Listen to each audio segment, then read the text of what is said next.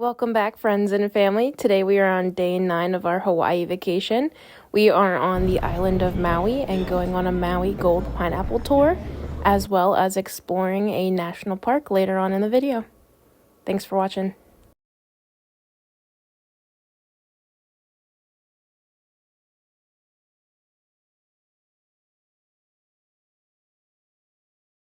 My name is Kennedy, like the president.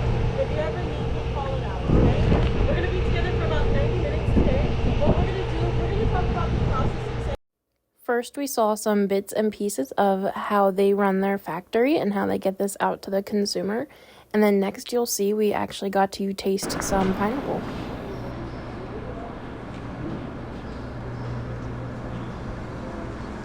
Alright guys, so also behind me is that same conveyor belt that we saw outside. When this line is active twice a week, which is usually on Tuesdays and Fridays. The best part for you, the part nobody likes was forward. Oh, good. So people say it feels like a rock. It takes too soon if it feels like a rock. Especially that inflammation, and what I meant by it eats at proteins. We're basically protein. So when we're eating it and we get that feeling in our mouth, it's it eating us from today. Everything you will see on our farm in the ground came from one of these guys. We just keep those crowns in case something happens and we have to plant them. But these seeds, they do start off really small. It's just a little hump here.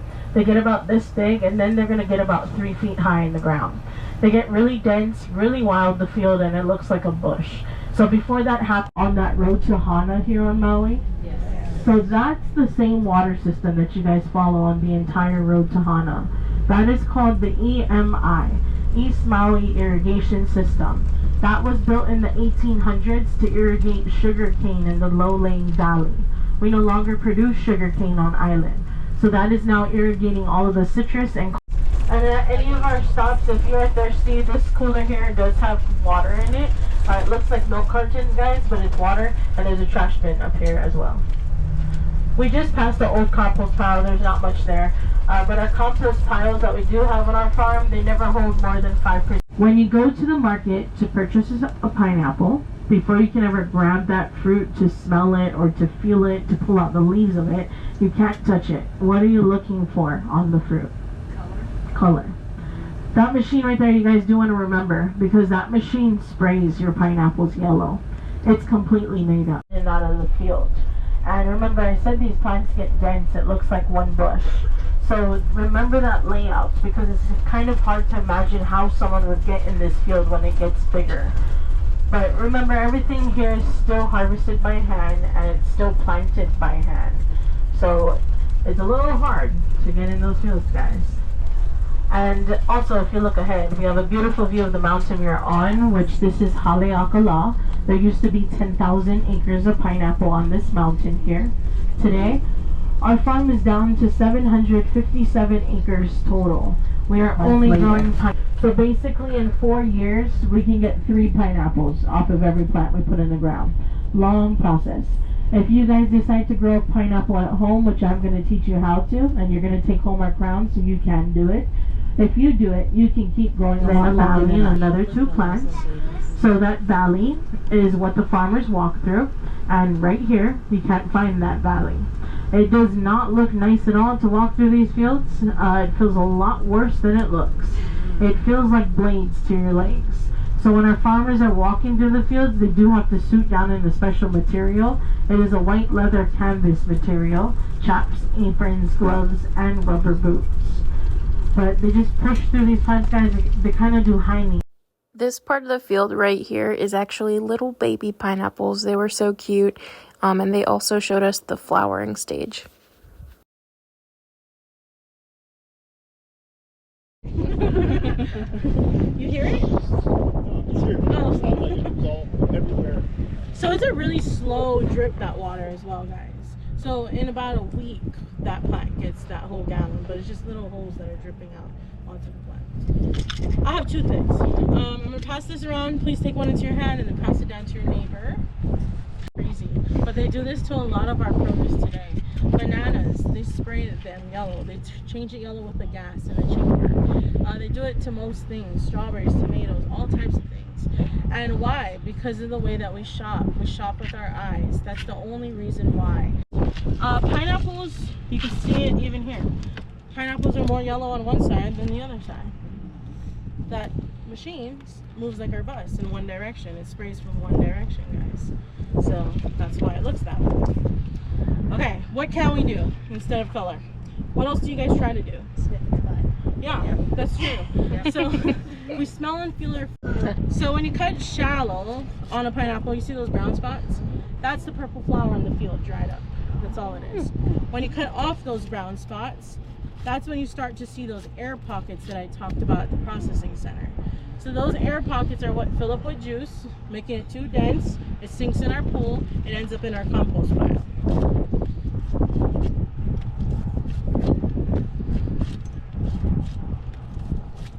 If you see dark yellow spots, that is a sugar concentrate.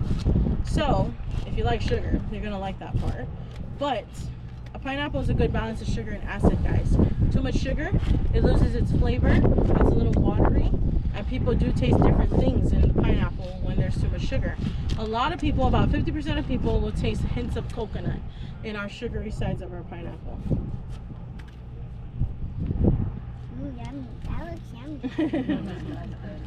Various vendors on the island will do this, what you're doing now. Do you train them to do it right? Or do they just pick up knowledge? They like cut it this way? They'll cut pineapple fresh and they'll put, you know, Yeah, we don't sit train along the beaches and stuff like Oh that. yeah, no, we don't train nobody. Maybe I should go stand on the beach and cut that. That's Well, a good just one. curious if you actually provided them any kind of training on how to do it. No.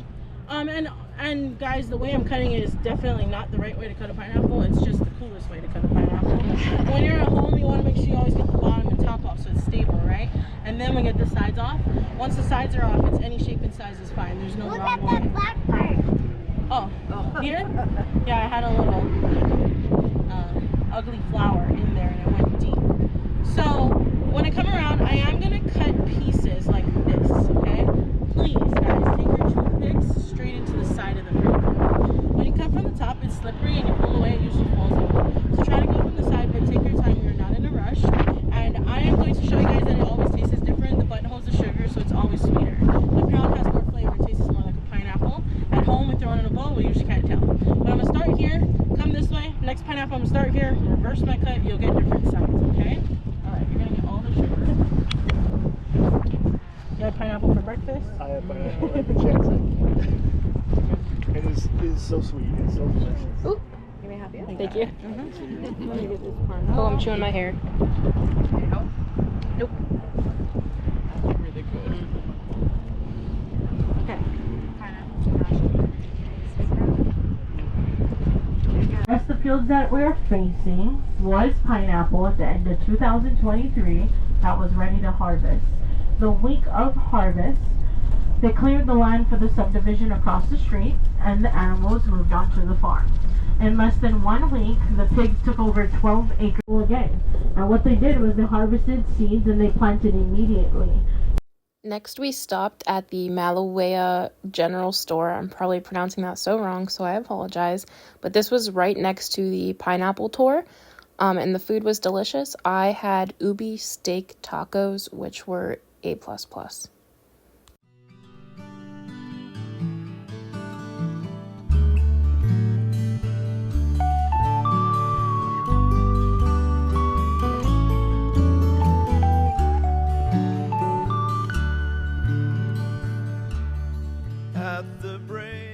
For dessert, we had a pineapple upside down cake that we split.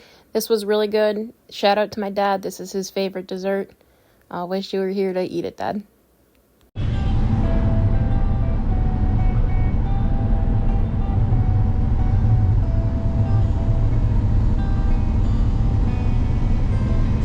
any Hawaiian legends about this Haleakala volcano? Well, the answer, of course, is most definitely. Do you think this is Now let me start out by telling you the story of how the island of Maui came to be. According to one legend, Pele, the goddess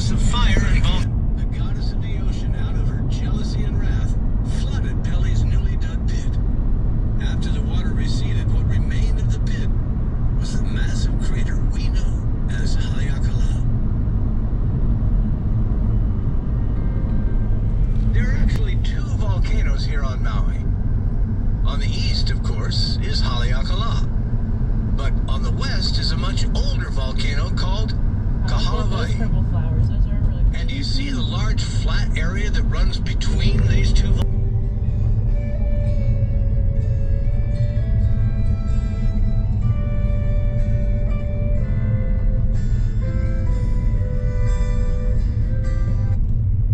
Slowly, you will start to notice the foliage change from grassland to tall pine trees. These trees were planted in the early 1900s as a source of wood for building materials. yeah, pheasant. Check out the pheasant, yeah. Later, as more foreigners began to arrive on Maui, Oh my more gosh, and you need to more see how people steep this is wanted to coming up. visit the Haleakala summit. However, there were no easy options. The 2-day trek up the mountain on horseback was the only way to get there. That's crazy. But with strong winds and unpredictable weather,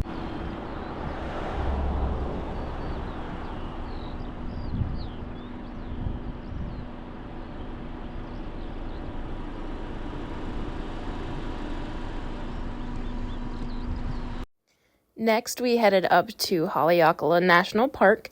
As you may have heard from the guided tour that we were doing in our vehicle. So I was driving up these switchbacks, and let me tell you, I think this was the scariest I've ever been driving. It was crazy. From the descent, having to keep your brakes on, but they say don't keep hitting your brakes, and then all the switchbacks were just insanely steep, and it really did petrify me a bit.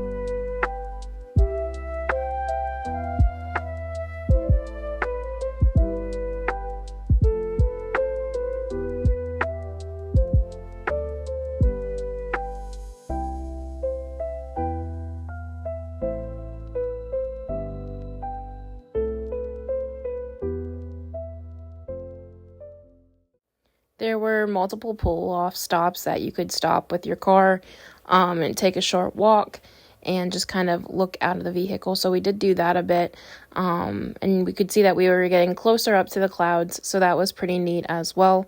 There was also a point where we could see all of the craters, which was one of my favorite parts of this trip up there, and it was just nice to be in a national park again. This one definitely was more of what I like to see in a national park than Hawaii volcanoes, so I really enjoyed this one.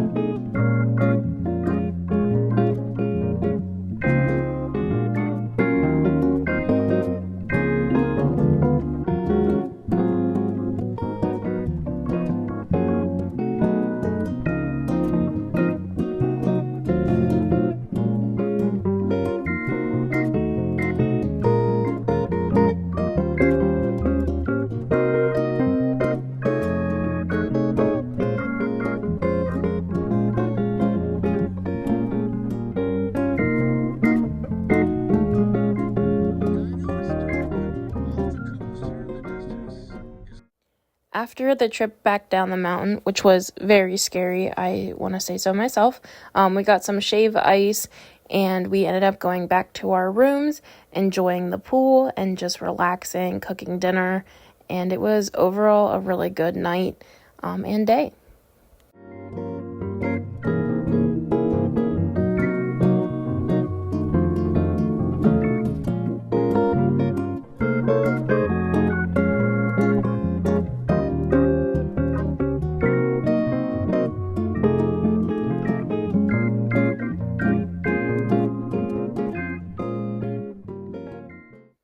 Thank you guys so much for watching, and I will see you in the next one.